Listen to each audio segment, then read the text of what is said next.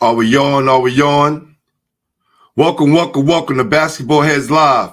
I am your host, Glenn Pooh Harding. And oh boy, tonight we have a very special guest. This basketball head is a legendary coach from Brooklyn who had his hand in shaping some of the best players that come from my neighborhood and beyond, like Andre, Mike, and Gary Irvin from the legendary Irvin family tree. What about Lloyd Pike DeBerry, Darren Robinson, Gerald Green, Mergen Cena, Moses Scurry, Ed Davender, the McDonald's All-American and Kentucky great? What about my guy from LIU and Alexander Hamilton and Boys High, Greg Devil Dog Jones? What about Cleveland Woods? Who can forget the former #1 player in the country, Lenny Cook? My guy, Anthony the General Austin. And I know Gerald had that name, but he was an official general. Coach Haskins says he was the smartest player he ever coached. So go figure. And last but not least, and I'm probably leaving out a whole bunch of players, but I had to mention this one. RIP to my brother, Terrence Gaines, another great player that this legendary coach has coached throughout the years. This basketball head started coaching in 1977 at age 16 with the Brooklyn Warriors. So while most guys was out there playing ball, running up and down the court, he was coaching them. He was taught by another crew of legendary coaches like the late, great Lester Roberts and Gil Reynolds. What about Les Pilgrim, Butch Niles, Gene Carroll, and my mentor and godfather of basketball heads, the legendary Raymond Haskins, or as we call him, Coach, who is now the director of the PSAL. Let's not forget that. My guy Anthony Austin called me and told me I needed to have this next guest on my show because of how many lives he's changed through coaching. Coming from where we come from, a lot of men take the place of the missing fathers that's in the household. So it's a must we show love and give them their flowers. So, without further ado, help me welcome to the show, Brooklyn legendary coach, Tydess, Coach Keith Bess. Y'all ready? Y'all ready?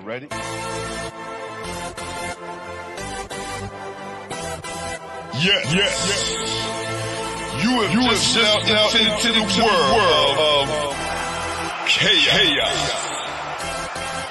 Where everybody goes hard. Come on. Go hard. Go hard. Go hard. Go hard. Go hard. Go hard. Or go home. Never back down. You gotta hold your own. Go hard. Go hard. Go hard. Go hard. Go hard. East Coast. Go hard. West Coast. Go hard. Midwest. Go hard. Dirty. Hurry up, everybody. Get online, buy your tickets, cause the game about to start.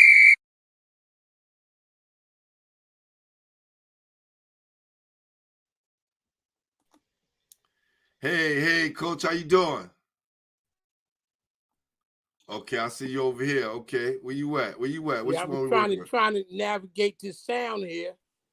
Having a difficulty trying to get the sound right, but I got it, I think, now. Okay, so you're on the other page. You're on here where I'm looking at you. Okay, you're on the other page. I can't see you, Coach. Okay. Hold on. Is that better? I can see you on one. I hear you on one, but I don't see you. I can see you on the other one, but there you go. Okay. Is that because I got you on the phone and on the turn pad? off the phone. Okay, hold on.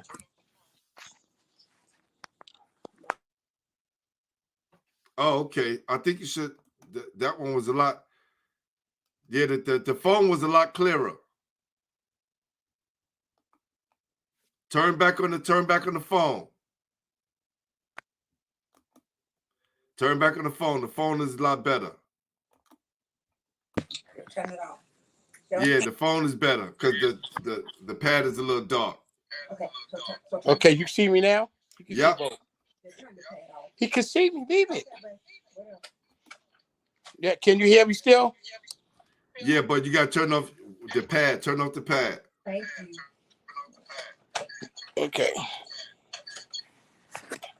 There we go. There you go. Yep, Jerry. Just went out that quick. He'll be back, people. He'll be back. I'm here. There you go. My phone won't stop ringing, man. People trying to act like, just keep calling, man. Listen, that's what happens when you like one of the top coaches in Brooklyn history, man. So Thank you.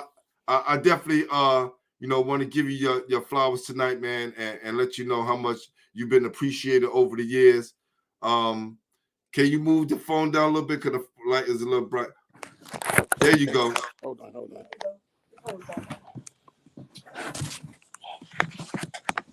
There you go. Yep. There you go. Okay. Right. So, like I said, I had to call Coach Haskins because Coach is the godfather of the show. Yes, sir. And my mentor, and of course one of yours as well. I said, "Yo, Coach, I'm having Coach Keith for the show." Oh, he's like, "Oh, that's my guy." He go way back and gave me some information, gave me a couple of questions that I didn't know about to ask. So I want to jump right into this. Who introduced you to the game, Coach? My cousin Kevin Woods.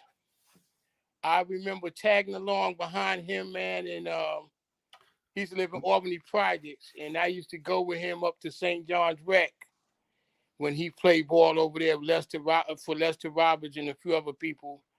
And it just intrigued me, man. You know, the game of basketball, man. As a youngster, I played a little bit of everything.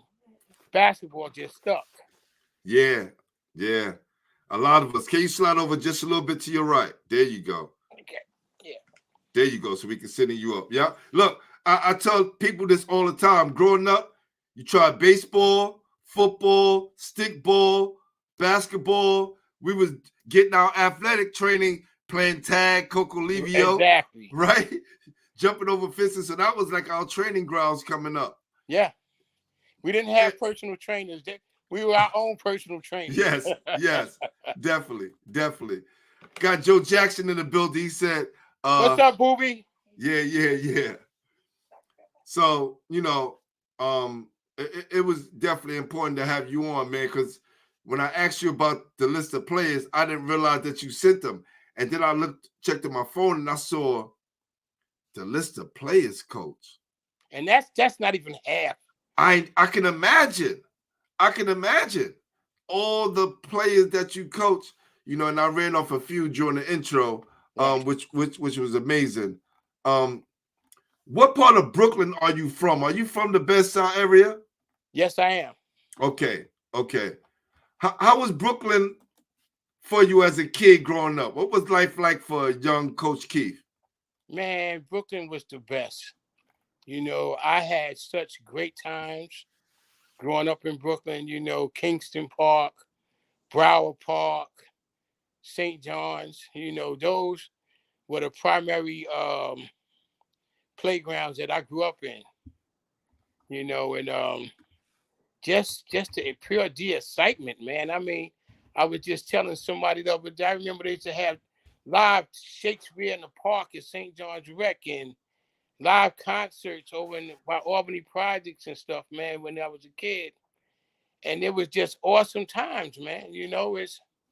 It's indescribable, basically.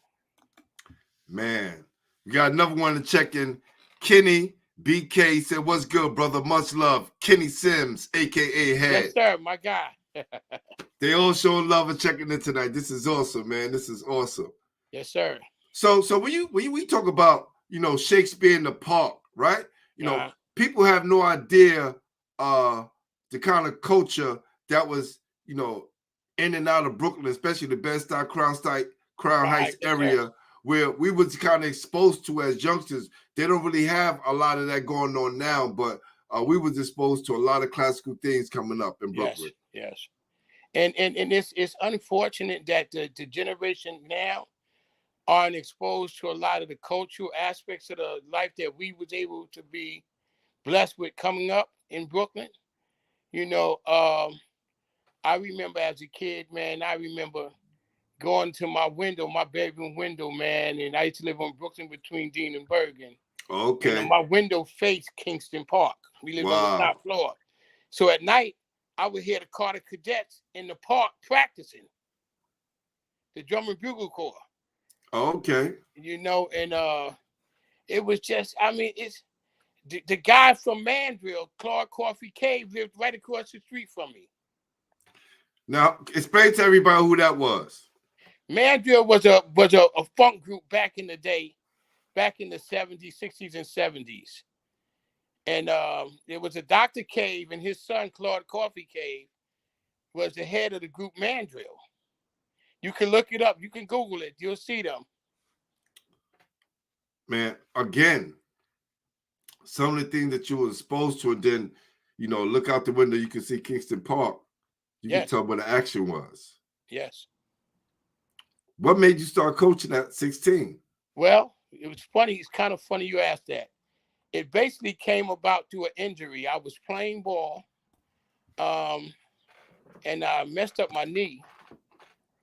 And when I messed up my knee, my summer youth director, who was on Kingston Avenue, Mr. Johnny Bay, God rest his soul, hired me and my best friend Ian Lee Hung, and as youth counselors. And our job was to open up the office in the morning, let the other youth counselors sign in and punch in, and then go escort them to Kingston Park and hand out the equipment to help the park man keep the park intact. And then when they got their equipment and my boss and our director came out, him and his wife, we were allowed to literally go home and come back at lunchtime. When the other kids went to lunch, we watched the equipment. When they came back from lunch, we went back home. But our job was primarily to coach the younger kids in the park. If we either have practice or have games. And it just so happened that the young men that I coached when I first started, one of them just checked in, Kenny Sims, Andre Irvin, Mike Spencer, Kenny White, Darren Gordon, Tucson, who else played on that team? Pike, Lloyd DeBerry, Charlie Price, Kevin Mack. And then my biddy team was Darren Robinson, Eric Mack, Greg Snowden, Kenny Floyd, Kevin Maynard. And then, you know, this is going to knock your socks off. I coached the guys, Carlos Morgan and Bruce Morgan and Butch Maynard and Robert Jackson and them in a tournament called Dunk If You Dare over at Sheepshead Bay Projects. And they was in college. Wow. They were the community college team downtown Brooklyn. They were their team. And I coached them in the tournament and won the championship. At 16? At 16. So you was destined to be a coach, right? While most guys quit and go to the streets because basketball didn't work for them no more because of their injury, you stayed in it and found another way to stay close to the game. Man, the love for the game is infectious, as you know. And it's just something that was an absolute blessing for me. You know, and the guys I grew up admiring the guys in the neighborhood, man, that played ball. And I was privy to get a chance to watch these guys. And one of my big brothers, Mr. Joe Barnes, I didn't even know. I used to go to Seals Sporting Goods on Notion Avenue. Seals, remember that? Yeah. Yes, sir. I remember when Seals, you started out on Kingston Avenue. Wow. And I used to go into Seals and talk with Joe and Mr. Seal and Mr. Lynn all the time. And then I realized I'm watching the game at St. John's Rec, and I didn't realize that Joe was a top-notch ball player. You know, and watching him, guys like Fly Williams, Walter Murray, Oh man, so many players and talent, man. It was just unbelievable. And then getting a chance to be amazed by Lester Roberts and the Brooklyn USA team with Sam Worthing and Ty Lapson and all of those guys, man, and Gil Reynolds teams with Kurt Redden and them guys. Man, it was just a joy, you know, growing up in Brooklyn. Brooklyn basketball scene was the best as far as I'm concerned ever. Wow. We got Jesse Brown said the voice of Brevoort here. Salute to you guys. Thank you. No doubt, no doubt. Appreciate you. Look, the name that you're running down, because I want to go back to that first junior and biddy team, all the guys that you kind of named, and to know that you had a hand in kind of shaping them in the right direction, and kind of molding these guys early on before the high school coaches got them, before the college coaches got them, or even the streets in whatever way you want to name it. But you had your hands on them first, and they're never going to forget that. So as when we talk about later on, which I'm going to bring up, that moment when they all kind of celebrated you, and that's one of the pictures that I put up on the YouTube page as the poster, just to show people how much love that these grown men still have for you to this day, because they keep coming in on the show and piling in to watch, because a lot of us never forget our earlier community coaches. And I say this to this day, we need more men like you. Thank you. And yes, I'm gonna be honest. Yes, a lot of these guys, they get, you did it without any sponsors, you didn't have any big corporations behind you. But look at all the great men you produced and helped, you know, get to the next level. Yes, thank you. Yeah. I was blessed to have community sponsorship from Birdell's Record Shop with Mr. Joe Long and Betty Long, Al Porter Sr., God rest their souls, Timmy Vincent, the doctor, Godfather basketball in Brooklyn, God rest his soul. You know, these guys sponsored my teams. And then, believe it or not, as a young coach, a lot of times with my summer youth checks, some of my kids, you know, they came from single parent households, and they didn't have, you know, like good socks and shorts and stuff. I went down to Modell's and got socks, backpacks of socks and shorts and sneakers and stuff, man. You know, the sneakers off the table, but nonetheless, they kept them from getting blisters on their feet. Hold on, coach.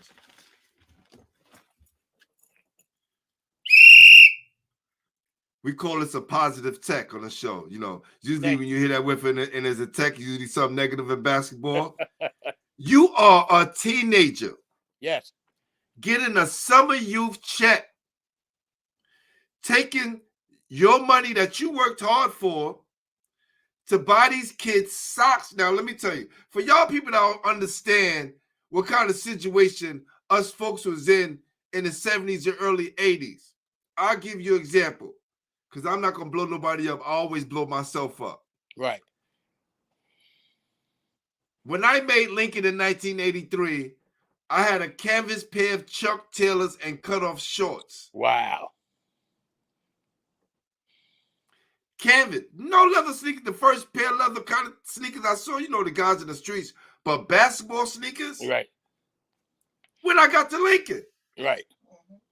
Everybody didn't have the money. No. You didn't have multiple pair of sneakers like kids have now. You didn't have 10 and 12 pair of sneakers. Unless you came from a fortunate family, a lot of us didn't. Exactly. So when Coach is saying at 16, he was taking his summer youth check, y'all know what these kids get paid, fam. Yeah. He took his check and invested into his team because he knew that his team needed just a little bit more to compete and be comfortable out there on the court. So this is why these stories are very important, and Coach Keith definitely needs to be celebrated, because we're talking about today when a lot of coaches have sponsorships, corporations behind them, and they're not producing as many players as Coach did back in those days. That's I amazing. think the difference in the whole dynamic of the game has changed, and of course the youth have changed. In some ways, they're a little more advanced because of the advent of YouTube and TV, NBA TV, and the internet and all of that. But when you get down to the grassroots of it, you still got to start with the fundamentals, and that starts from the ground up. Somebody has to care about you and love you and help nurture you. It's like they say a tree grows in Brooklyn. Well, so did our kids. You know what I'm saying? We had to put, it was given to me. I was blessed to have great mentors and teachers. And then I just absorbed the I guess all of the nectar that was being distributed to guys like Lester Roberts, Chico Hernandez, Lou Andrew, Les Pilgrim, Butch Niles, I could go on and on and on, Gene Carroll, all of these people who helped influence me, and I watched do this, from the grassroots level. And it just encapsulated me to make me want to be more involved in what I was doing. And then the success of winning just made it that much better. Wow, man. Salute to Clay Barnes in the building. Say hi, cousin. And my guy, Cass Dayweather. What's up, Day? So this is, look, and I'm going to keep saying this because, I'm seeing the kids of today. Mm-hmm. And I know you probably see them too. And I'm seeing the coaches of today. And that's one thing that I can say. The coaches who kind of did it for free in their heart and for the love because they cared about the kids. I think y'all got the best out of the kids. A lot of these coaches, if you're not giving the kids sneakers, he ain't playing with you. If you're not giving them, if you're not giving them something, a lot of them not coming with you. Man, listen, I was barely feeding myself. You know what I'm saying? Right. So, man, I wasn't giving nobody no money to come and play. If you wanted to learn how to play and you wanted to be on a winning team and have some fun, and see, my whole concept was what I was raised up under. We was teaching life through athletics. You understand what I'm saying? The basketball was just a carrot that we utilized to be able to teach, because if you don't have the attention of those who you are trying to teach, you can't teach. That's very true. When did you knew this is something that you want to do for a long period of time? Did you catch the bug after you won the championship, or it happened before that? Man, it happened way before that. It was just as they used to say in the wide world of sports, the thrill of victory. It was, man, oh man, it was like an adrenaline rush, man, to get out there. And I ain't gonna lie to you and tell you that it was easy, because it wasn't. A lot of times, man, the referees back in the day when I first started coaching, them knowing that I wasn't far removed from playing ball myself and that I was a young coach, I used to get, oh my God, sometimes I used to get some of the worst calls ever. And, my whole thing was, I promised these parents that I'm gonna protect your children when they're with me. And a lot of my guys to this day didn't realize that when I was only 2 or 3 years older than them. I'm looking at Coach Bess. I'm looking now. Joe Jackson goes, Bess said, Coach Bess played a big part of me being the man that I am today. Just being a friend and a mentor. Thank you. When you're saying you're with a close age, a lot of these players, and for you to have such a big impact, because usually the respect don't go that far when you're around somebody's age, right? Right. It usually goes to the older coach, but you must have did something special for them, man, because wow, when Ant called me and told me about you, yeah, you can hear the passion in his voice. You can tell that it was somebody that I needed to have on the show, because it changed a lot of their lives. And he was just running down all the players. I know about these guys. Right. And I know about what they did in high school. Ant was one of the guys, man, that used to go around. he came to play me like when he was around the age of 10. And people used to think he's my little brother. Of course, he would be with me all the time. Right. And just throughout the years, man, you know, he's been a blessing. I mean, you know, he's one of a kind. You know, he's deeply indebted and embedded in my heart. You know, and I tell all my guys that came through me over the years, you know, once you play for me, you become part of my family. And you will remain a part of my family to the day that I take my last breath. Only way you get removed from my family is you choose not to be family anymore. That's real, man. Well, we definitely got another one of your family members on the check-in. Anthony Bob said, love from the Bob family, Uncle Keith. Yes, sir. Definitely on the check-in, man. Wow. That's awesome. So, what coaches did you come up idolizing? Like, was it the community coaches or someone that you saw on television? And I don't want to, you know, pick out you to, you know, make a choice out of all the legendary coaches who kind of helped you along the way. I can promise you it wasn't the people on TV. Tell it, Coach. Tell it. I could care less about who was on TV. All I was concerned about when I was, man, Lester Roberts lived around the corner from me. He lived on Kingston Avenue and 109 Kingston Avenue. I lived on 97 Brooklyn Avenue. And my best friend, Ian Lee Hong, lived in his building. And I would marvel at watching Lester Roberts coach, right?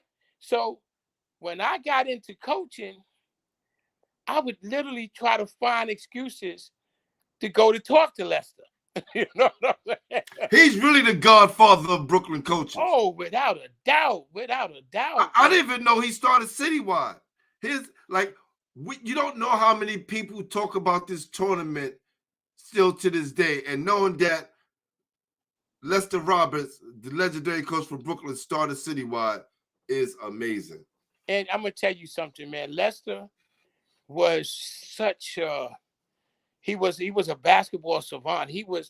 His basketball knowledge was so like extensive, but being a young guy and going, you know how when you're young at a certain age, you think that certain people are unapproachable.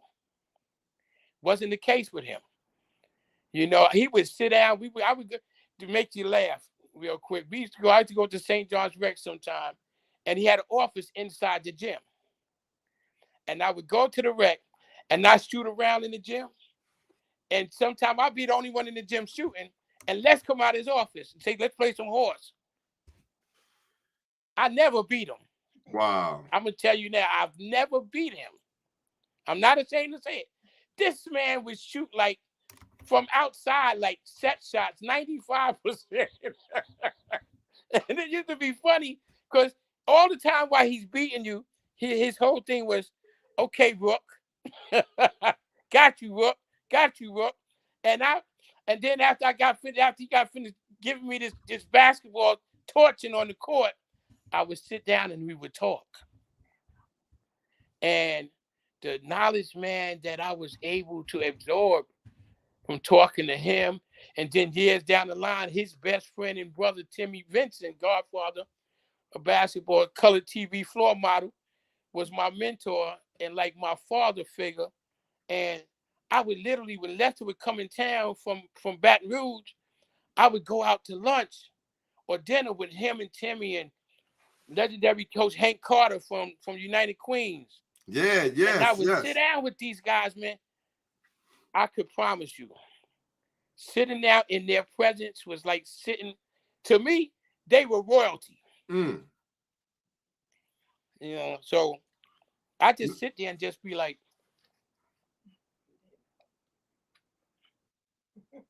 I had nothing to say. You were just soaking it all up. Huh? I said you were just soaking it all up. Exactly. You know, when you mentioned Mr. Roberts calling you Rook. Yeah. When I interviewed Jerry Ice Reynolds, he said that's what he used to call me, Rook. Everybody was Rook. Everybody was Rook, right? Everybody. Wow. Everybody was Rook. You know, and then I had I coached under Gil Reynolds, and how that happened, we played in the citywide in the boroughs at Brandeis. and we played Vanguard's biddy team. My biddy team played their biddy team. And we were actually beating them. And Gil took over the team from the coach, their coach Diggs, Ernest Diggs. And when the game was over, Gil said, "Son, who are you? Who are you representing?" I said, "Coach, I ain't representing nobody. I'm Brooklyn Warriors." He said, "Well, whose umbrella, who flag are you flying?" "My own." You know. So he invited me to his Vanguard Oiler tournament at the BRC, and we came in. Again, the same scenario happened. We get to the championship. We're playing Vanguard, biddies. And the same situation happened again. And he took over the team again. And then they wound up beating us in double overtime because I was missing 2 of my key players. But nonetheless, we went to the double overtime. And after the game, he said, "Coach," he said, "listen, I would like to have you under the Vanguard umbrella. You know, if you're interested." And I said, "Sure." And I stayed with him for about 6, 7 months. But, you know, Gil was hardcore, man. Oh, sure. Coach Reynolds was hardcore. And he threw a football one day at practice and hit one of my kids in the mouth with the football. This kid's lip was busted, swelled up.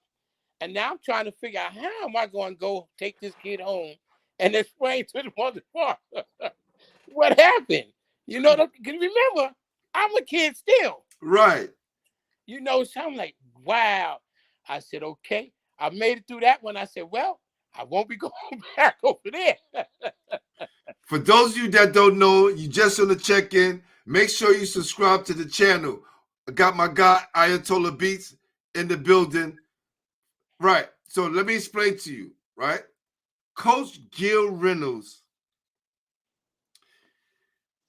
he was a very physical coach, to say the least. And if you couldn't take the fact that you may get punched in the chest or a ball thrown at you every now and again, luckily I never experienced that, and I've never saw it done in front of me.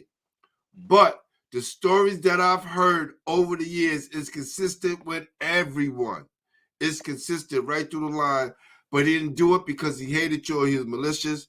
That was just his style of coaching. Right.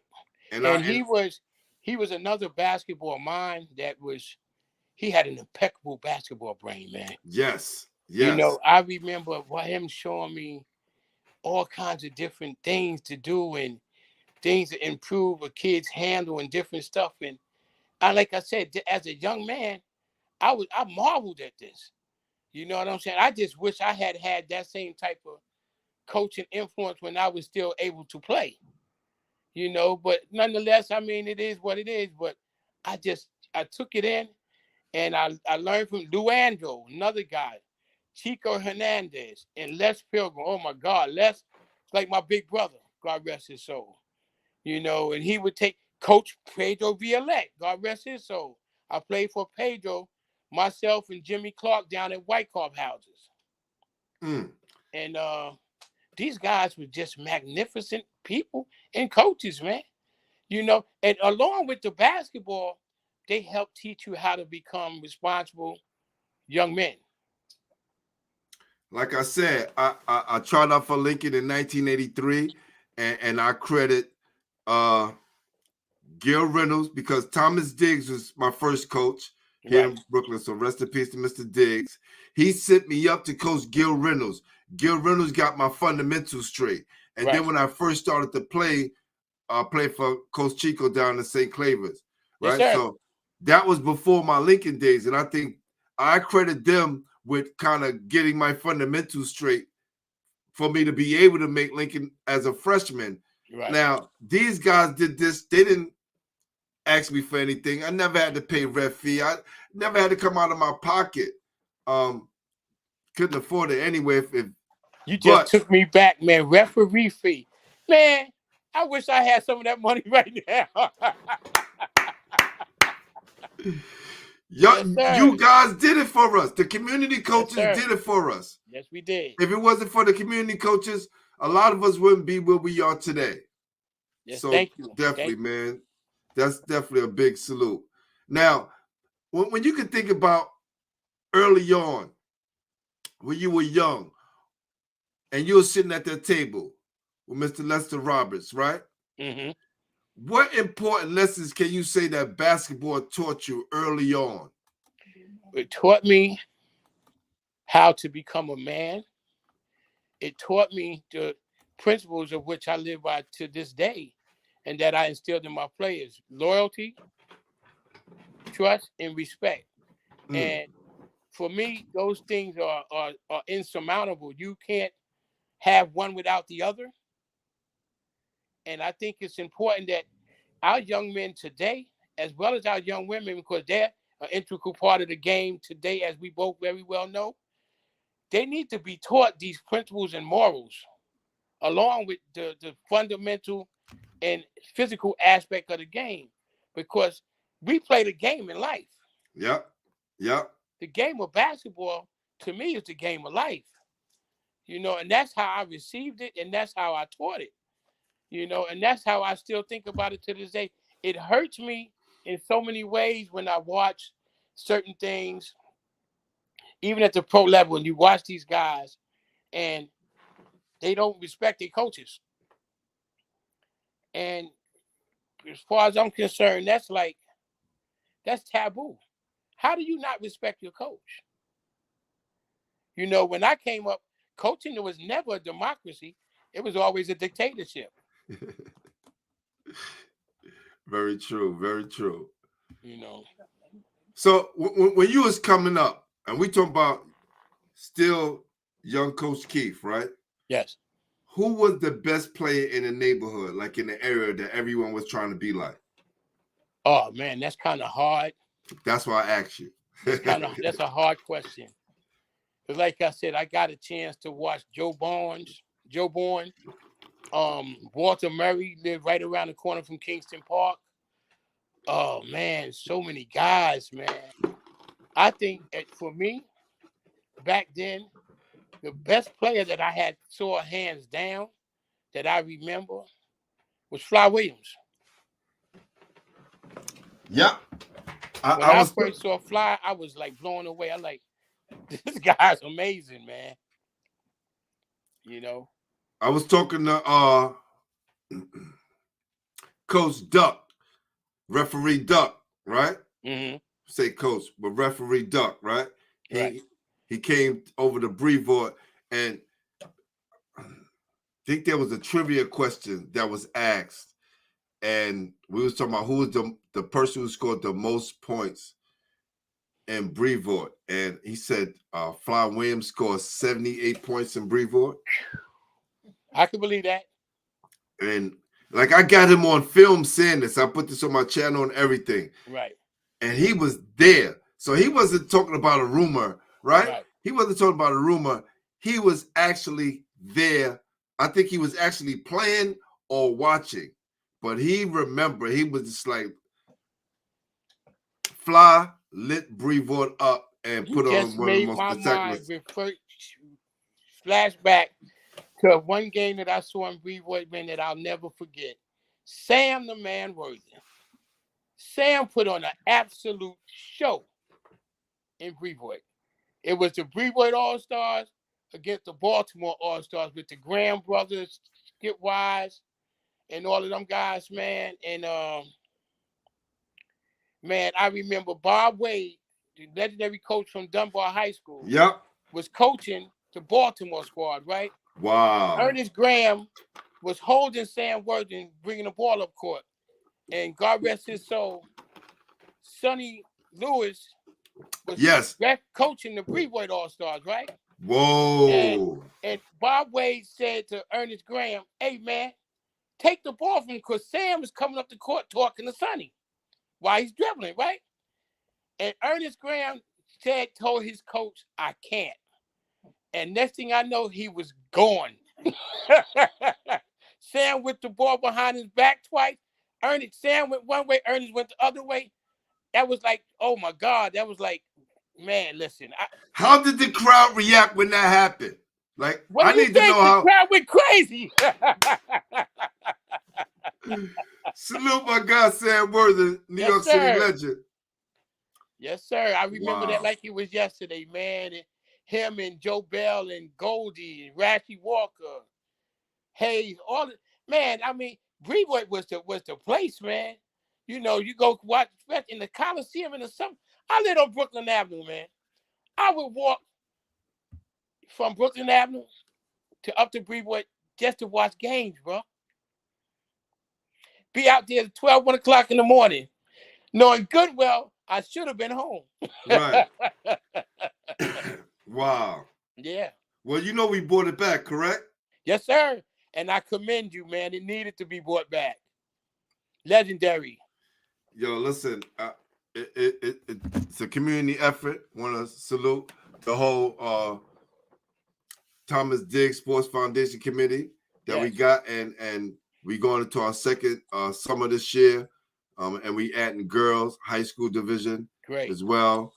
But we want to make it a place where we focus and give kids the opportunity to play under the lights. Now, no other tournament. We talk about, you know, Dykeman, Gersh, and this is no knock because they run excellent tournaments, but that's preserved for the pro-am guys. Right.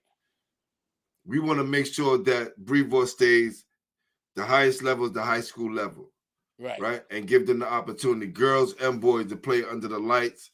And so they have those special moments. Time, man. That's prime time. You know, it was a tournament that they had ran. I don't think it's in existence still now, called Unity in the Community. It used to be over at 35. Yep. With Mr. Sam Knotts. And we won the tournament the first year they had it. And we used to have, sometimes we would have night games under the lights. You know, and that's like prime time. Man. Kids don't get a chance to do that, like you said.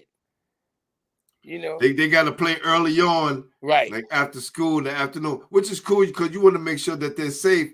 Right. But the one thing that I could say, the community did a great job of coming together, make sure everyone was safe. You know, we had Black parents, white parents, Asian parents, all sitting in the Coliseum enjoying the game. And when you get parents coming up to you after the game and saying, you know, thank you for giving my son that's what it's about. This experience, you know you're doing something right. Excellent work. Excellent work. Yeah. Keep definitely. on pushing, young fella. Keep on pushing and keep on doing what you and your crew are doing because it's much needed. You know, I've been removed from the city game now. I'm here in Memphis, Tennessee. I've been here now almost 22 years. You know, and it's funny because one of my guys down there actually said, man, how did Brooklyn basketball stack up to Brooklyn basketball? I said, man, cut it out. Hey, listen. Don't nothing stack up to Brooklyn b-ball, baby. So since we on that, right? Coach Haskins says, man, ask Coach Keith about his Memphis connection and all the teams that he brought up here. Man, he brought a team from Memphis up here, and they played in the Soul in the Hole, and it was a young guy who became the NBA, the youngest NBA MVP ever, Derrick Rose, to come up to New York City and Brooklyn to play. Well, in actuality, and thank you, Coach, for the love, but unfortunately, that wasn't Derrick Rose. It wasn't Derrick Rose? No, it was another kid his name was Myson. I can't think of his last name off the top of my head now. But he came out of Hamilton High School here. With the kid, remember the kid, Sean Williams? Yes. Well, they played on the same team in high school. Okay. And he came up on the trip with me the first year I brought the team up, and Jerry Niles invited us up to run in Soul in the Hole, God rest his soul. And we brought the team up, and they had a good showing. The kid was phenomenal. He was phenomenal. I don't even know where he went, whatever happened to him now. Got you. Now, this is what I want to ask you. Yes, sir. Are you still bringing teams from Memphis up here? Unfortunately, I haven't coached now for the last 5 or 6 years. You know, my knees kind of prohibit me from doing some of the things that I once did. And then, you know, like I said, again, it's different. You know, it's a little different. I'm not going to browbeat nobody or nothing like that. But, you know, I don't get that same love that I got back home because this is not where I'm from. Got you. Got You you. understand what I'm saying? So sometimes people feel threatened by my presence when I tell them about my basketball resume, and coaching and stuff. And I get a lot of times I would get, man, we would love to have you. Yeah, we're gonna be in touch. And I'm still waiting for that call 22 years later. Wow. Well, I'm gonna say this now for anybody down in Memphis watching. Y'all want to come up and get that smoke? Come to the Brevo Coliseum. We'll show you a lot of hospitality. For sure. Yep. For sure. So, you talked about your experience with Coach Gil Reynolds, Les Pilgrim and Coach Lester Roberts. How was it being assistant coach? Was you assistant coach at Alexander Hamilton when Coach Yes, I was. I was an assistant coach and I was the JV coach. Now, let me explain something to you. I think Coach Haskins sent me a picture of an Alexander Hamilton team. And it had 24 guys on the team. Correct. Now, I think that was before I came to. I only had a JV. I was only there 1 year before they threatened to close the school. Right. I think this was the Jerry Ice Reynolds team. I think this is Jerry Ice Reynolds team. Right. That was before my time, but my team was, oh man, they was on their way. I promise you. Matter of fact, we played in the Parks Department League at your high school, and they threw us out the tournament. Why? Because they said my team was beating the other teams by too many points, and other coaches was complaining that I had ringers, and I'm trying to explain to them, which I had to prove to them. None of my guys was more than sophomores. Who was on that team? Richard Foots Dixon, my man Born guard. Foots? My guy Foots? Yes, sir. Ooh, yeah. Go ahead. Yes, sir. He was on Warren Faulkner. Oh. Reggie, I think Reggie last name. I think Reggie was Reggie Hayes. Hugh. Man, Chris and Vinny, the brothers. I can't remember their last name. But I mean, we had a bomb. We had a bomb. I promise you. We had a bomb. And had Hamilton stayed open, oh man, we would have wreaked havoc for the next several years. Because the following year, Mo Kirby and Moses Curry was coming in next year. Thank God Hamilton closed, because we would have had some problems, man. Oh man. No disrespect to you guys, but man, listen. As the youngsters say, we would have blew it up, bro. No doubt, man. A lot of talent. Yeah. Why didn't you stay in high school coaching once Hamilton closed down? Well, I think more than anything, I did help Prospect Heights to the championship, but they lost. Okay. But Debbie McIntosh, who was the first female to coach a male varsity team in the history of the state of New York basketball. Is that Deborah Motley or Deborah McIntosh? Debbie McIntosh. Okay. At Prospect Heights. Oh, was that wasn't the movie that they made? Yes, Sunset Park. Really? Yes, sir. That was it. Is she still around? I would imagine so. Last I heard, she was at Washington Irving High School as a vice principal or principal or something to that effect. I'd love to get on the show and talk about that. That's amazing. That's history right there. Yeah. Wow. And then I went on to I coached at Benjamin Banneker High School. Actually, myself and a gentleman by the name of Tony Martin, God rest his soul, we were the first coaches at Benjamin Banneker when it first opened up at Pratt campus. It opened up as a junior high school and it melded into a high school. They phased out the junior high school and they went into the high school. And then I was also on the staff of the championship team with Coach Wendell Saunders, who played for me when he was in high school. When they won the B Division championship, and I was on that staff when he went to the championship the following year, again in the A Division against Lincoln and Sebastian Telfair. Wow. It's good resume right there, Coach. You all right? Like you just continue to blow my mind. Thank you. My guy Ayatollah B said, "Tell Tydess I said what's up, and I'm Tell him I enjoying said this what's interview." up too. Definitely hear you on a check-in. Now, Coach, tell me about coaching the Brooklyn Warriors, the Brooklyn Blazers, the Brooklyn Pride, and the street. And I want you to explain Streetology Big 5. the Streetology Big 5. What a super dope name. That's Yes, a sir. super incredible name. So you just go down the list of those teams, and did you start them, or was it something that you was a part of? Well, Brooklyn Warriors, Brooklyn Blazers, Brooklyn Pride, all with my babies, my brainchild. Timmy Vincent, God rest his soul, he coined the phrase streetology, and when he took over my sponsorship, my sole primary sponsor, we became Brooklyn Pride Streetology Big 5. And needless to say, I had much success in all of them. You know, I started out with the Warriors with Andre Irvin and Pike and Mike Irvin, Kenny Sims, and them guys. And then we went to the Brooklyn Blazers, and I still had some of the same guys. And then when it went to Brooklyn Pride, we won.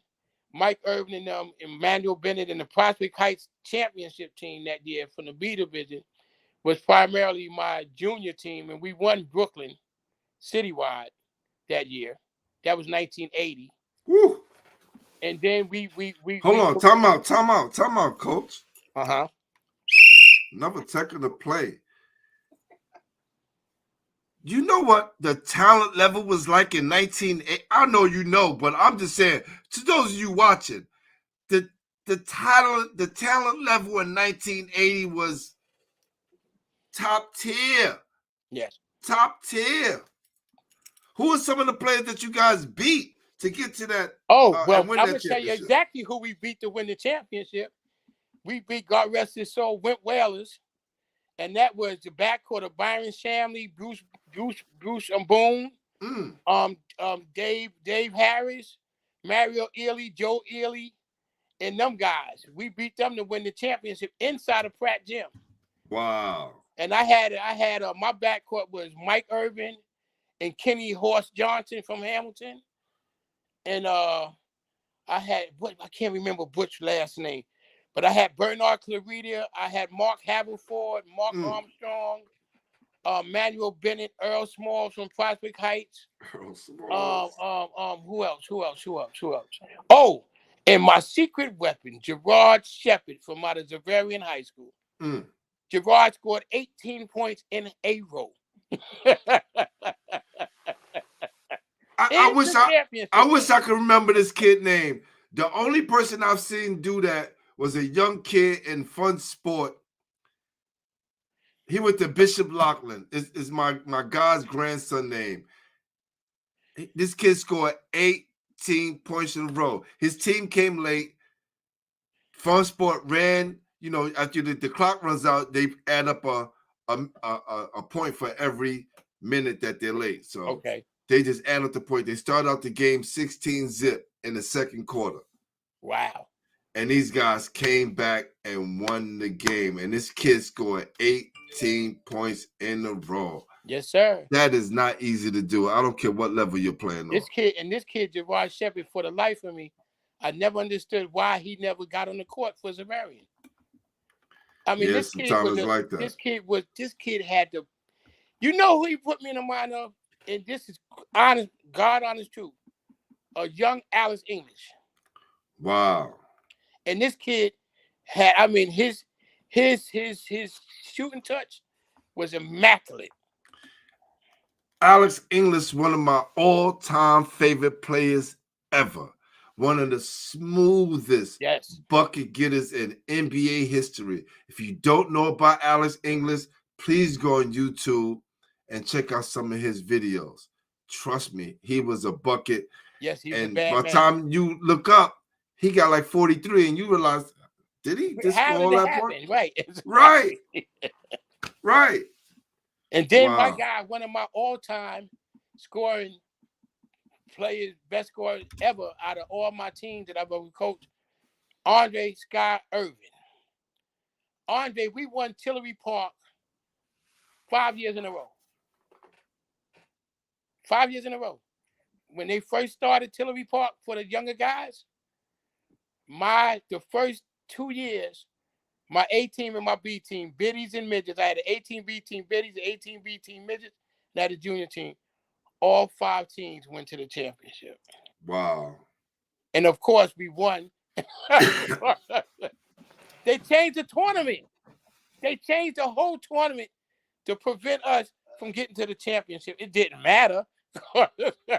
We still went to the championship. It's just instead of 2 teams going from the same organization playing against each other, it was only 1. How great of a player Andre Irvin, now he was already a great player, but we talking about, and legendary status is already down packed, one of Bklyn legends. But if he never hurts his knee, what kind of future you think he had in basketball? Oh man, he was phenomenal. I put it to you like this. Andre at an early age was a killer on the court. He feared nobody. If you was in front of him, he was going to give you buckets. There was no ifs, ands, or buts about it. And he would let you know that. I guarantee you, he was going to let you know. Then I had the ultimate power forward on the baseline, and Lloyd Pike DeBerry. I interviewed Pike. Again, I don't claim to be this guy who knows about everybody and seen everybody. Those who I seen play, right? And those who I didn't. But when I had Pike on my show, the amount of people that was just like, yo, Pike is on the show. Yo, Pike. Yo. So many people showed him love. And Pike, I know I got to bring you this hoodie so you can send it to your guy overseas. I got to get it to you, so I'm going to call you, make sure. Thank you for reminding me about Pike. Yes. What kind of ball player, because he already told me what kind of ball player, but I like to hear from other people that Pike was during his day. Man, Pike, I would tell you a story, short story. We played in Elm Court one summer, right? This was when I was still playing. And I had bookend power forwards. Freddie Hooks, my man Fred Hooks was a football player, but he played basketball with us. And Pike was my... Hold on. We talking about Freddie Hooks who played football he went down south to play football at Georgia State? Yeah. Or Savannah State? Savannah State, that's my guy. Oh, Fred, I know Fred. Yes, that's my guy. I know his whole family. Yeah. And we played Elm Court. Now listen to the roster that we played against: Vern Fleming, Vic Fleming, Freddie Brown, Dwayne Johnson, Ronnie Williams, Lionel King, K Max, and Cosell Brown. How the hell Cosell Brown played with all those Queens dudes? Joe Bosick. Say no more. Legendary.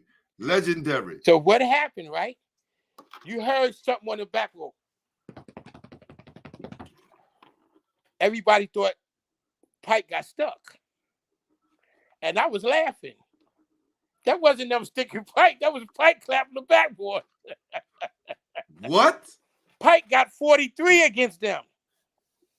But he went up and scored and hit the backboard. That's what he would do. He would play drums on the backboard. Ooh. I don't know if you ever noticed, Pike's arms touch. He could touch his knees without bending over. I never saw him play. What? Oh my God, man! Listen, him and his brother Darren Robinson, his younger brother. Man, listen. I had 2 of the greatest brother tandems ever. I had Pike and Darren, and Andre and Mike Irvin.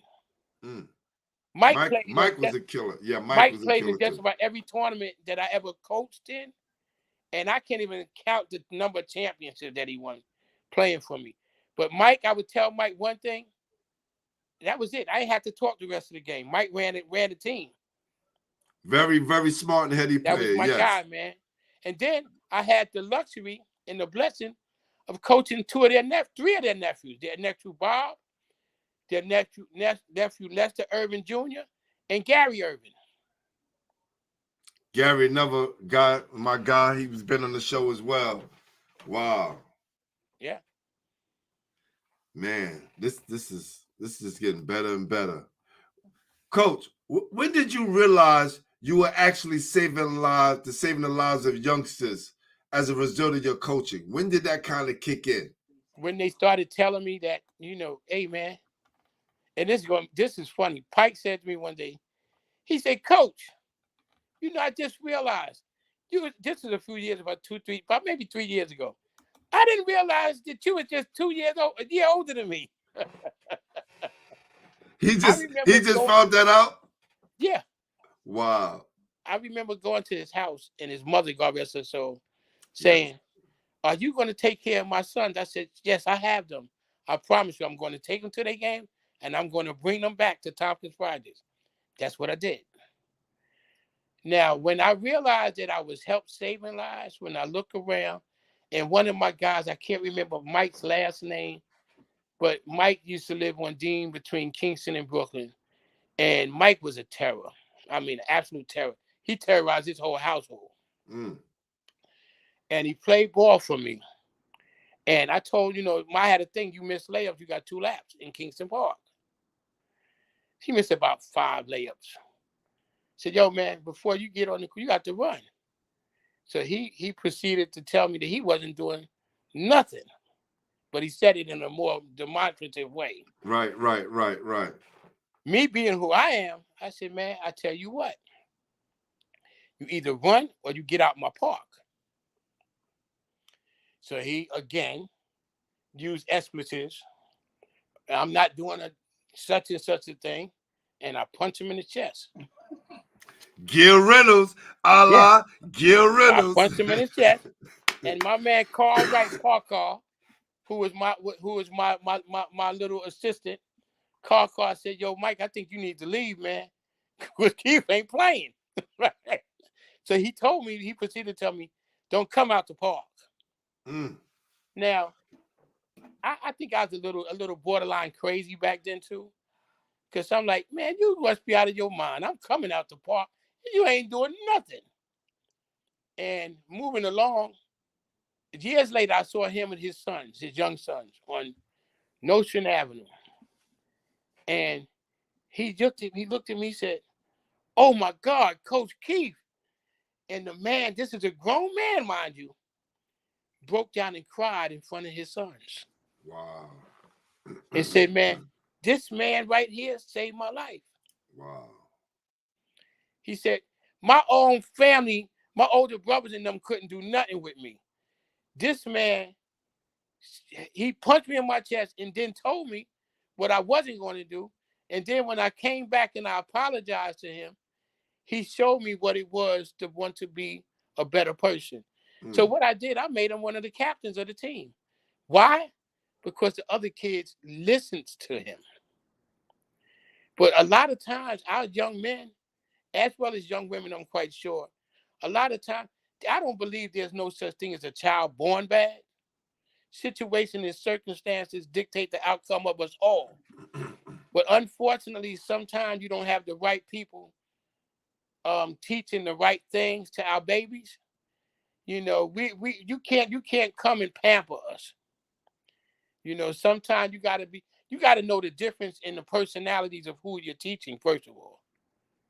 And sometimes you can use the mild approach. Sometimes you could use the gentle approach. Other times you got to be rough and rugged. But as long as you're showing love and you're teaching in the process, you're not doing anything to shoot down their character, to make them feel less than. You're building them up. You know what I'm saying? And letting them know somebody does care about you. You are somebody. Yeah, you're worth something. That's why coaches like you are needed to this day, because a lot of times coaches kind of give up on kids because they're saying they're too tough or they won't listen. And I think we throw in the towel when we stop being creative in our approach, right? Yes. Back then it was a different way to handle situations, and you knew the character of the kid that you was dealing with, Of course. right? But you had a personal rapport with them. There you They go. wasn't just somebody that played with you in the tournament and you forgot about them. You know, literally, these guys, these young men that I coach, we would go to games together. When my older teams played, the younger teams would go to the games to watch the older guys play. When the younger guys played, the older guys would come to the game to watch the younger guys play. So it was always like a family atmosphere. You understand what I'm saying? And when God rest his soul, Timmy Vincent, man, I miss that man so much because he taught me so many different lessons, man. And I remember we playing in Queens Citywide at Hoffman Park. And after the game, he not only treated our two teams, our midgets and our junior team, to White Castle, he treated the other teams that we played against to White Castle. He bought 100 of everything. Wow. Everybody ate. Everybody broke bread together. Everybody fellowship. And he always had a message for you, you know. And I just feel so honored and blessed to have mentored and tutored under these people, man, to these great men. You know what I'm saying? Coach Haskins, Coach Carroll, Arthur Butch-Niles, you know, the list is, man, I'm just grateful. Man, this is why we need more coaches like you. I'm gonna keep saying it, who do it for the love and shaping boys, yes, and turning them into men. You know, we need to have more community coaches that's gonna step in and be male figures for these young boys, because it's so needed, because there's so much violence that's going on, and there's so many things that they're getting into. And a lot of times, even if they're in situations that's tough, sports are kind of help you get through those tough moments, because it's going to be tough moments in sports that you said that kind of translate into life situations, which will help them in the long run deal with those situations. So when a grown man walks up to you who have his son and he cries because he remembers you being there and the love that you gave him, he never forgot that. Right. And his son is going to remember that. And I want to give a shout out to my main man too. God pardon me, bro, for Jeff Thomas, man. Jeff Thomas, my guy. Yes. You know, him, and Les Pilgrim, God rest his soul, ran a basketball camp at Pratt for free. And we had kids, man, you know, from Red Hook, from Brownsville, from Fort Greene, from Marcy Projects. I mean, and we had them all together. We had like 60-something kids. And we would go, we started out in the gym at Pratt. And then when Spike Lee bought his camp there the first year, when Rasheed Wallace and Joey Brown and all them guys were still in college, they put us out to gym. And I had to threaten them and let them know that if you don't allow my guys to come in the gym tomorrow to watch y'all scrimmage, there will be 65 kids and 130 parents outside the door blocking anybody from getting in. Sometimes you gotta take a stand. Hey, man, you know, but it's for the love of the game and for the kids. And look, I always say this, right? When you have the means and the way and the finances, that's what I'm talking about, the big corporations, and it's no knock to Spike Lee, but I know a lot of kids who went to that camp. And if that camp was still going on and he was able to still give back and make a way for these kids to have a place to go with the name and the stature that he has, kids that have a place to go, because there are no more after school centers. There are no more night centers. That's the thing, like you said, Glenn. It's unfortunate, you know, because I watched the demise of the community-based programs throughout our neighborhoods, like totally dissipate. I don't even know what's in existence now. As I said, I've been here. No in Big Memphis. Apple, no Big Apple, See no what I'm night saying? Come centers, on, no man. after school programs, no Yeah. CYO going on, Right. right? All these things, no NYCHA program, no NYCHA basketball, right? The housing leagues, none of that goes on anymore. Wow. Wow. So you took away all of these free programs where kids could participate that kept kids out of trouble. Yes. Now kids don't have anything to do. And they need outlets. And see, I'm gonna tell you something. The AAU circuit is a blessing and a curse, as far as I'm concerned. Because that right there, the money. But this is why I keep reiterating the fact that coaches like you are needed, because these coaches that get it from the sponsorship, the kids know what's going on. They know it's a money game. They're asking the coaches, or the coaches to tell them, I got these sneakers, we're sponsored by this. And we're reeling them in with things instead of with love. Okay. Right. Yeah. And that's the sad part about it, man.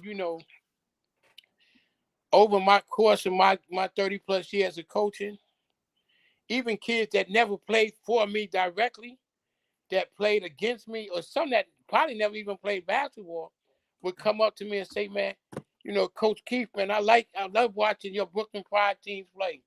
Or I love watching your teams play Streetology and this and that. And it's no greater feeling and joy in the world, because first of all, as we were taught as youngsters, you always put your best foot forward, because you never know who may be watching you. Just because you don't see them don't mean they don't see you. Always true. Always true. This is why, me being an educator, coach, and, I participate in running the league and having the show. I just want to make sure that kids always see me in a positive light, because they're going to remember, right? And I tell people, nobody remembers what you gave them. They only remember how you made them feel. Preach. That's right. So this is why when that gentleman saw you and you had such a hard time with him as a kid and you got him straightened out, he remember how you made him feel. Right. Along with that punch in the chest that kind of got him straight. Listen, the punch in the chest was necessary. That punch in his chest might have saved his life. Yeah. God bless and I'm you, almost sure that it did when I look back, because this kid was on a path of destruction for sure. And you think back and you say, sometimes I sit here and I have a lot of memories, man, that just like flood my mind often, and my former players and stuff. And then I'm blessed to have contact still to this day with a whole lot of them that remember from the early days, that played for me and stuff. And they still show that love, man. And I still give that love, because it's all about love at the end of the day. That's right. That's what it is. It's all about love at the end of the day. And like I told Ant, when he first mentioned you to me, and he said that he was going to get us connect us up. And I had watched your show with Coach Haskins. And like, that's beautiful. Again, one of my mentors. And the thing is, we nowadays, I don't even know how many grassroots coaches there are left in the city. Not that many. It's still a few, but it's not as many as it was when you guys was around. Yeah, and that's unfortunate. I know my man Coach Green. Big up to him back out in Flatbush, FYA. He's been doing it for many years. Coach Green, right? Yes, sir. Yes, sir. He's still out here. You got this young lady by the name of Coach Shanae Joy Jones, who run Grow Our Game. Okay. Right. You got Miss Pinnock out in Queens. She does Positive Direction. Just all grassroots kind of basketball. Especially having teams and developing players. So that's very important. And to see Coach Haskins go from the grassroots to high school to college, yes, to now being the director of the PSAL is amazing. Yes, And that's attributed to his stick-to-itiveness. You know, he's a great example of what a lot of young men in our culture should aspire to become. You know, and I feel honored and privileged to have mentored and tutored under him. You know what I'm saying? And to this day, you know, I call him for his birthday. I call him for holidays. We text and talk to each other from time to time. You know, and I just want to let him know I'm not waiting until you're going to give you your flowers, man. You know what I'm saying? I want to show love to those who showed and gave me love while they're here. This is why we created Basketball Heads, man. This is the exact reason why. And we started in 2020, April 30th.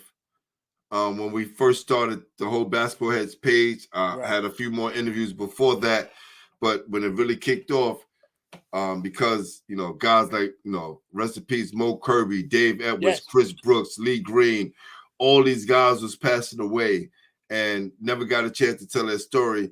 And I'm so secure in myself as a man and what I did on the basketball court to give flowers to those who paved the way, still doing it. And you're doing an excellent job. And thank you. And make sure that, again, we tell men like yourself, thank you. Thank you for doing what you did for us. Thank you for being there. Thank you for being the rock that a lot of men can stand on and stand next to and develop men, boys to men and to kings. So thank you, brother. And also, big shout out to my man Melvin Goddard out in Red Hook. He does the Biddy Bros. Oh, that's awesome. That's my guy, man. He played for us. He was one of the recipients of our camp with myself and Jeff Thomas and Les Pilgrim at Pratt. And we had a whole Red Hook crew. And my man Mikhail Malik is trying to rekindle and bring back. It's not going to be called Brooklyn Pride for various reasons, but I don't want to discuss on the air. But it's going to be, look out for Legacy All-Stars. Got you. Because he's going to be doing that, and he's going to be rekindling what he played for when he played under me, him and Tommy Eddy and Gary Irvin and those guys, you know.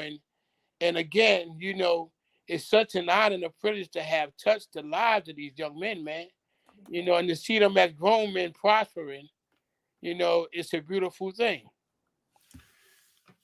We're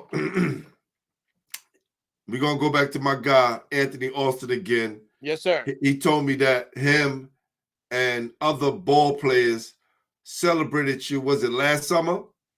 It's been a few summers ago now. Okay. He said, you know, we got together, Pool, and we celebrated Coach because, you know, a lot of us are grown men, very successful now, and we accredit that to Coach.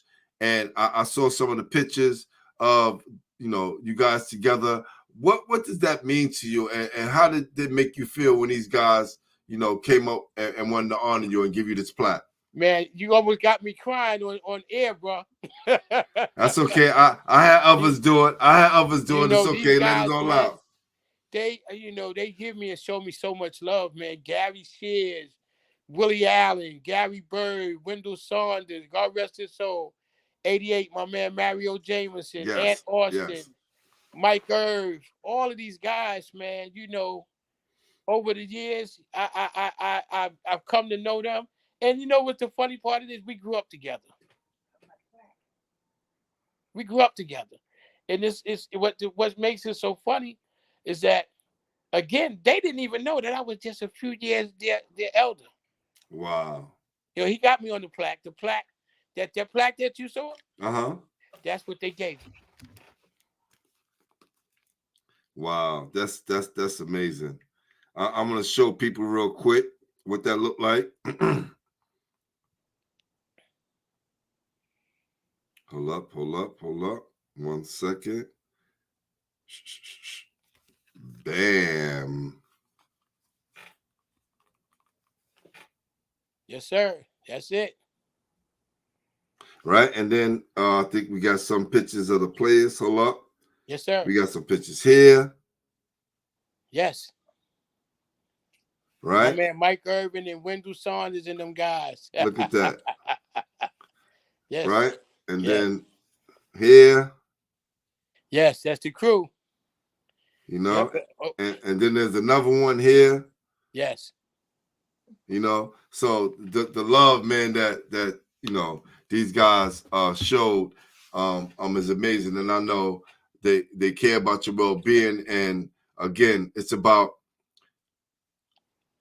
how you make people feel. People Yes. not going to remember you for What you gave them, no. how many sneakers and all these things. If you know that they could get that from anyone, Right. but the love that you show men and women when they're younger, they never forget that, And I they'll can't stick with you forget my forever. man Warren Shears.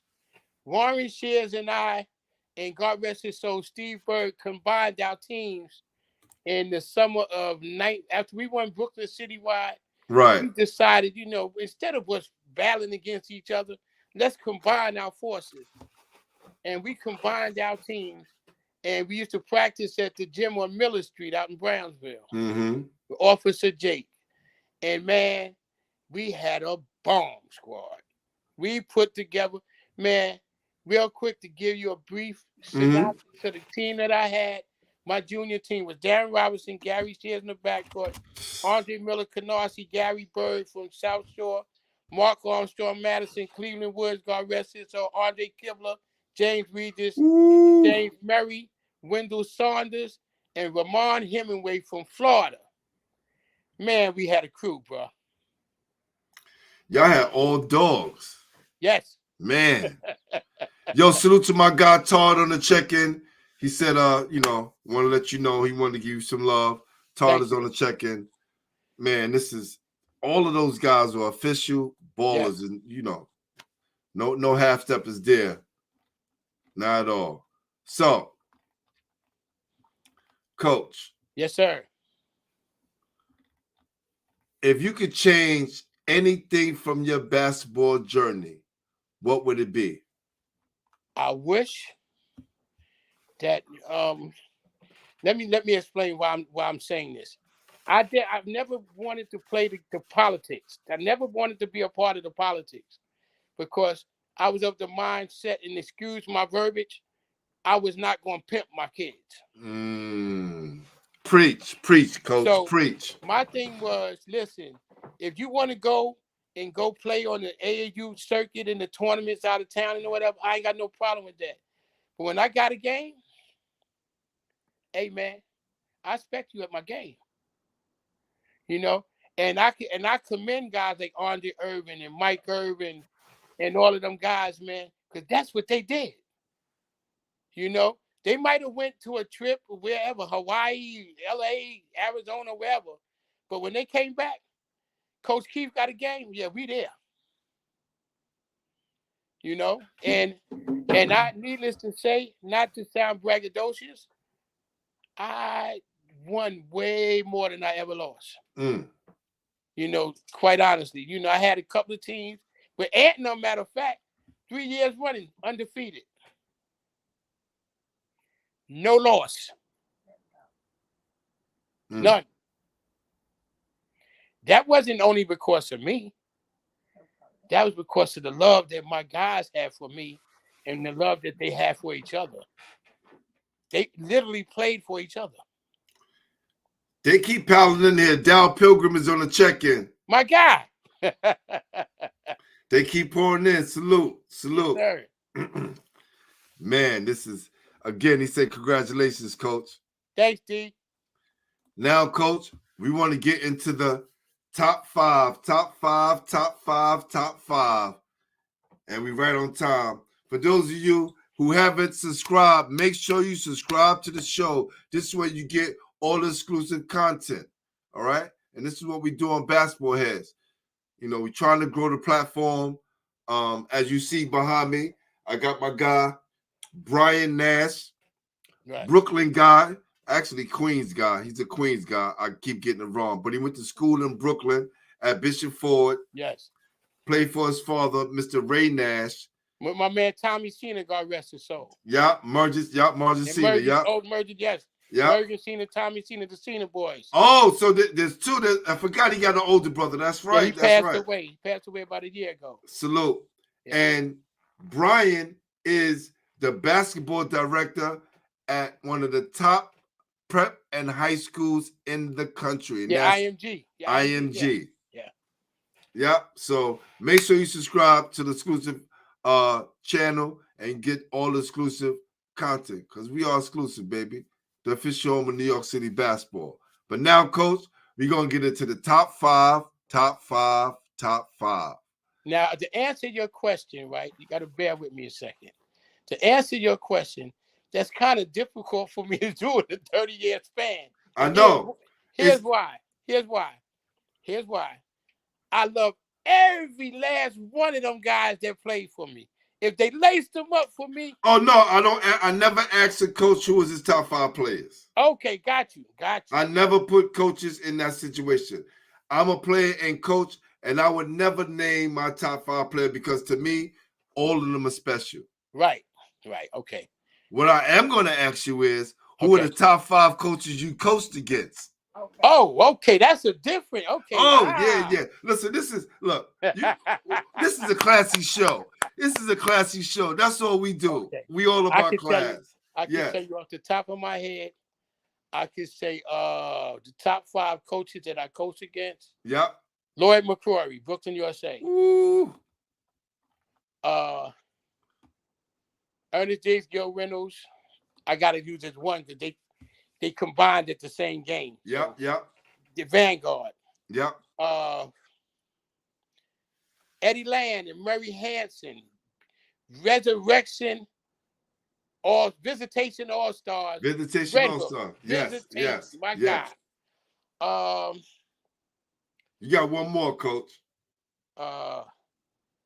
And I'm going to say posthumously, my man Bob Brathwaite. God rest his soul. Got you. Now, Coach, top 5 players you coached against. Oh, man. Pearl Washington.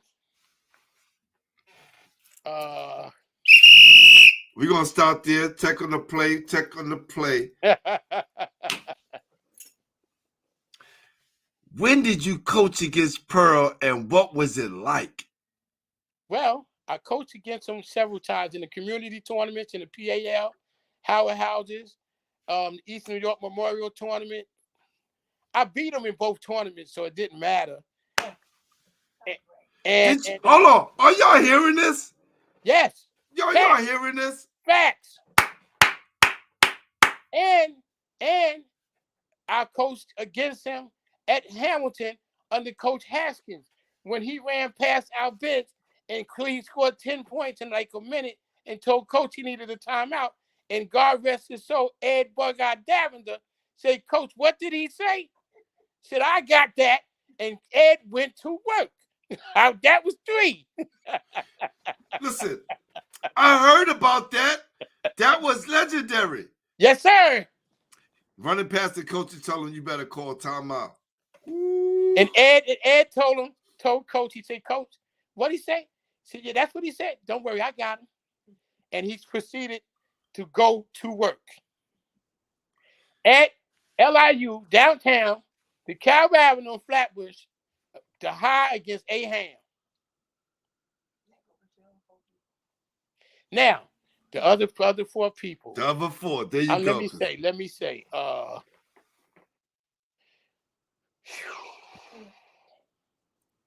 I'm going to say that team was loaded too. I'm going to say you had him on your show recently, Derek Chivas, and them in Citywide in Queens. The Band-Aid man. Yeah, him and Mark Jackson and Boo Harvey, Anthony Mason, the Wheeler twins, Shannon Greer, Leroy Greenwich. And then we played against them in Queens Citywide. Double overtime.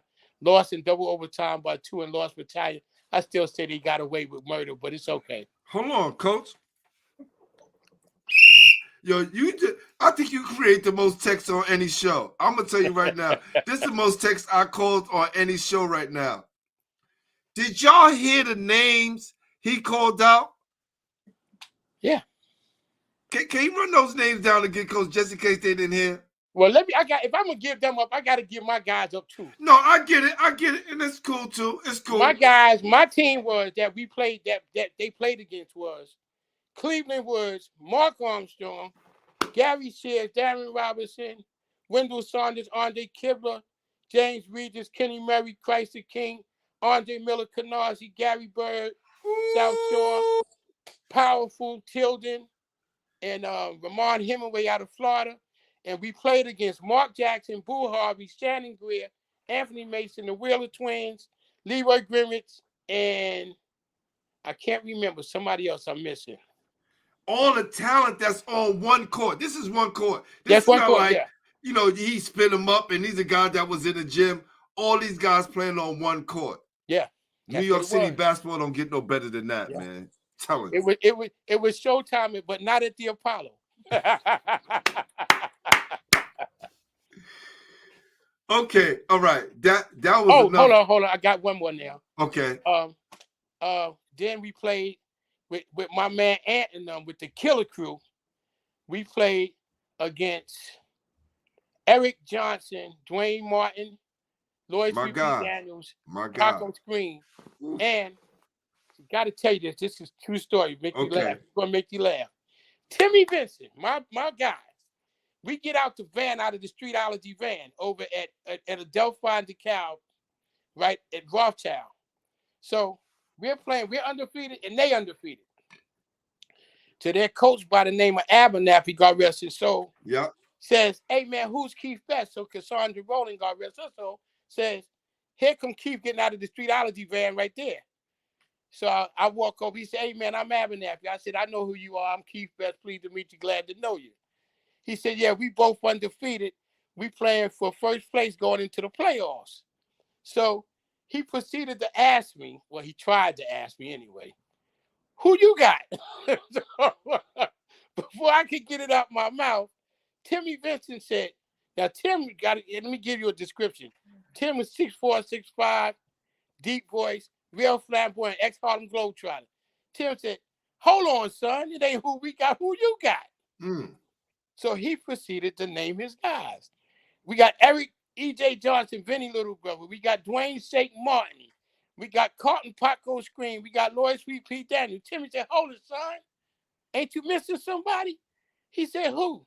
He said, "JC." He said, "JC? We ain't got nobody in our team named JC. Who JC?" Timmy said, "Jesus Christ. And if you ain't got the sneakers on, son, y'all don't stand a chance." Whoa. And needless to say, I'll let Ant tell you the rest, man, because it was historical. Wow. Man, we did them in. We did them in. We had to.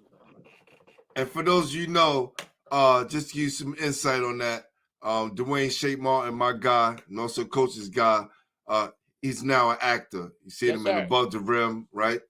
And all kind of TV specials. Good guy. Celebrating us and making us look good. New York City basketball at its finest.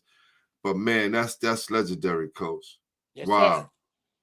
And my team, that team was Ed Davender, God rest his soul, Gerald Green, Bicky Balaban, Mergen Cena, Double Dog, 88, Ed Austin, Robert Gilmore, God rest his soul. Yes, Nestor Payne, Lewis Robinson, and Moses Scurry. Now, you have any tapes of any of these games on video? Unfortunately, no, because we did not have cell phones. And nobody walked around with the big TV camera, because that's what the camcorders look like. No, but the camcorders were so big. It was so big. Who was carrying that? Right. We didn't think about that. This is why these stories stay here. It's in here. You was in the moment. So in the moment, you don't think about. That's another thing that I wish I could have done, is recaptured all of that on film, because it would have been great footage to look at now, you know. But I got the memories, man. I promise you, they ain't going nowhere. Like Timmy told us, he said, "Man, it ain't about what's on your head. What's on your head come off in the bed, but what's in your head gonna be there till you're dead." Ooh. Preach, Coach. Preach. You listen, you telling them just like it is. Only way to tell it.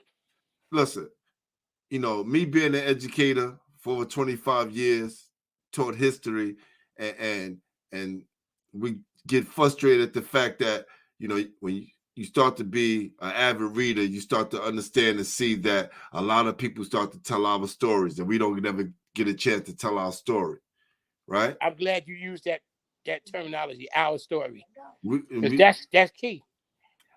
So now I say to myself, I don't want people just living off the rumors in New York City. Like, we got to hear it from the person's mouth while they're alive, so we can get the real story. So Indeed. we're not chasing these fabricated stories, because, listen, my audience is huge. So if someone's lying, because it happened on, I'm not going to say which show and not going to say what person. I actually saw a person today, and they was like, yo, you know, such and such didn't tell you the whole truth about that because I was there. And that means if he said what he said and I was there and it didn't happen that way, it's still my guy. Right. But so I just trust that everybody going to come on here and just keep it real and tell it. But like I it can is. guarantee you 150%, everything that came out of my mouth is real. No, listen, trust me, because someone vouched for you to come on here. Yes, sir. And that's how it is. And now, since you've been on here, you have a chance to nominate someone else to come on the show. Okay. So this is how it is. If I know you already got a plug in with me, and everybody who has a plug with me can't just bring everybody on the show. So it just has to be someone who, you know, and look, there's levels to this, right? I will put a guy who was a community coach on here quicker or faster than the guy who they said, you know, dropped all these points and did all this crazy nonsense, right?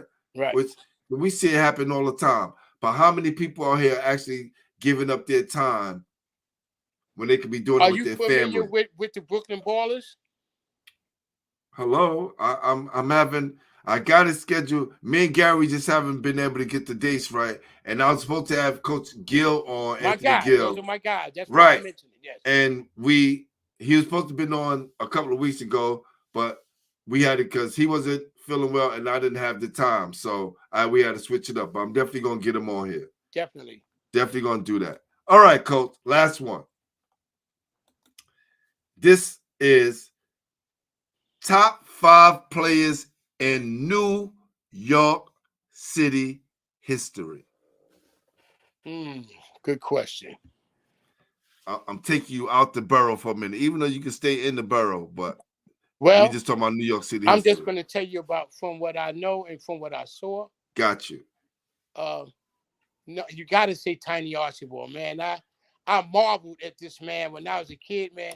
We would go up to watch the Pro-Am games at Xaverian High School, Xavier High School on 18th Street in Manhattan, and at City College. And man, I promise you, man, what you saw in the pros was a fraction of what he did on the court. Coach, hold on, time out. It's about that. Coach, this is the most times I've blown the whistle. Jordan, I'm not lying to you, Coach. Go back and check the show. I just adopted this recently, maybe about 10, 12 shows ago. But so far, the most. Okay. You've seen Tiny Archibald, Nate, the New York City basketball icon, playing up close and personal. He was before Pearl. Okay, let's get that right. We talk about New York City point guards. Way before. At least 20 years before Pearl. Way before. Another guy that I saw, man, that totally blew me away watching him up close and personal, Gus the Wizard Williams. The Wizard. Ooh, wee. Coach, we going up to Mount Vernon now. You listen. Ooh, you know how much I used to love Gus Williams and that sweet jump shot to Supersonics. I didn't realize when I was younger that he was from New York City. I found out, once I got to college and stuff like that, you start reading, these guys retire and you figure out they're from New York City. It wasn't until I watched Ray Williams and put it together that that's Gus Williams' younger brother. Right. Where did you see Gus play at? City College. They were playing. It was him playing against, and this is Again, I got one of these photographic memories. They were playing against World Freedom. I don't remember the name of the teams, but it was a fast weight. And they was running head and head. Gus got the ball, right? And they get to the 3-point line. Gus put on afterburners and laid the ball up over the rim. And it was like World Free wasn't there. Wow. And I was like, did I just see this? Now, to go to my next guy, the Fly. The Fly. Man, listen, I can't even put into words how amazing this man was. James Fly Williams, Fly, right? yes, the Fly. The Fly was something special, man. Now, was it the Fly or Fly? Fly. Okay, because I had Coach. I had Steve the Bear Shepherd, right? And he told me that it was the Bear, not Bear. So I want to make sure he we get was these names Fly. straight. He was Fly. He was Fly. Then let me see. I gotta say, oh man, I gotta show my man Sam Worthing some love, man. Sam, to me, I had never seen nobody like him before in my life. Ever. Pro or otherwise. He was, man, the things he did with the ball and on the court was like mind-boggling, man. I've seen some stuff too, man. It's so amazing. Definitely. So you have Tiny Archibald, Gus Williams, Fly Williams, Sam Worthing. Okay, one more. Yes. That I saw.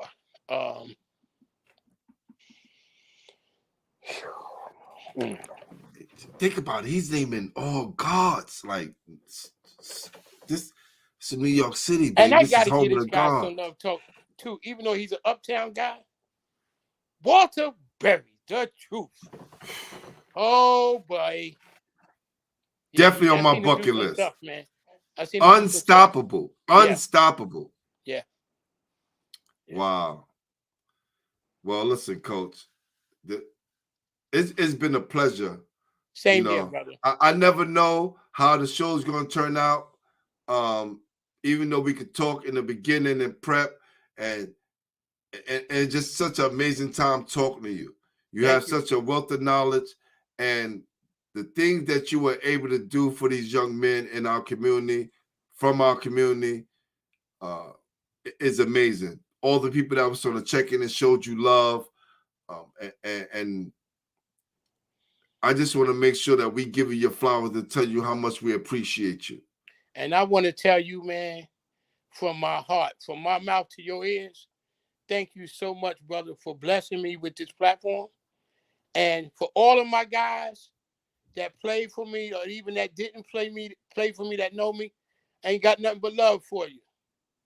Keep on pushing, keep on striving to be the best that you can be. Well, we got a lot of love for you, Coach, and we definitely want to let you know that you're definitely one of the greatest coaches in New York City history. Thank you. And we thank you, man, and we love you, brother. Just keep pushing on, man. All right? Sir. And, man, you got to let me know how I can get some of that gear. Listen. Speak, brother, speak. All you got to do is holler at me.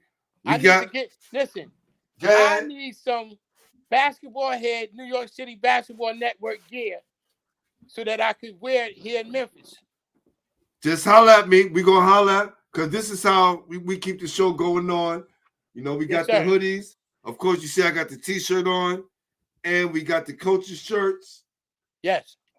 I need a hoodie. I need a long sleeve T-shirt. Oh, we definitely we got it. So we definitely gonna talk.